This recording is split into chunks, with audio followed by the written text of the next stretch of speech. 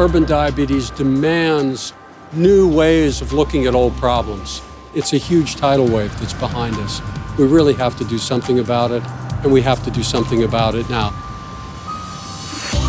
My name is David Napier. I direct the University College London Science, Medicine and Society Network. The Science, Medicine and Society Network is devoted to attacking new and emerging problems that demand the skill sets of more than one discipline and that affect society very deeply, such as urban diabetes. Diabetes is an incredibly important issue in cities, and especially in new and emerging cities, because we find that urban migration has a tremendous effect upon diabetes. So you ask yourself, why is this the case in urban settings? You think about the habits of urban dwellers. Most of it's, whether it's London or Shanghai or Mexico City, they commute long distances. And because they commute long distances, they tend to eat poor foods. And because they eat poor foods, they tend to put on weight. All of these things come together to create a very complex problem. The key challenges of urban diabetes right now are, first of all, to get people to act. We've been looking at the problem for many generations.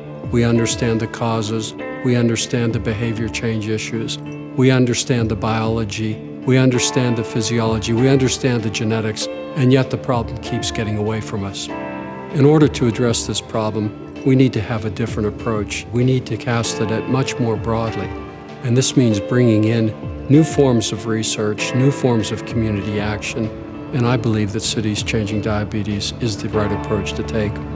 And Leading Lights is people who we feel have an especially important role to play in coming to terms with the Cities Changing Diabetes program, and especially people who clearly have insights into urban civilization as it relates to diabetes. They're doctors, they're city planners, they're local activists, they're artists, they're visionaries, they're people who have a different way of conceptualizing a problem.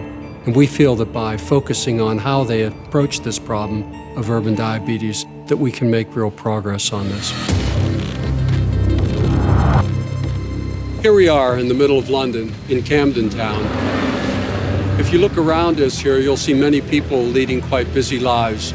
Most of their lives are characterized by motion in a car, in a taxi, on a bus. The food they eat, oftentimes fast food. Here in Camden Market, there are a wide variety of wonderful ethnic foods, but at the same time, the very foods that we eat that lead us to become vulnerable to diabetes. Few of us exercise. We oftentimes spend our whole days sitting at a desk. All of these things come together to create really a perfect test case for producing diabetes.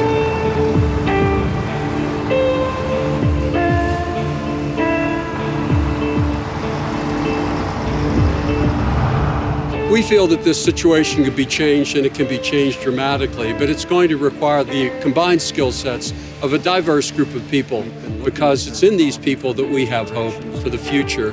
And this is what the project is all about, trying to identify who are the key people who understand the complexity of urban areas and what we can do to change our habits in those areas, because together we feel we can conquer this problem.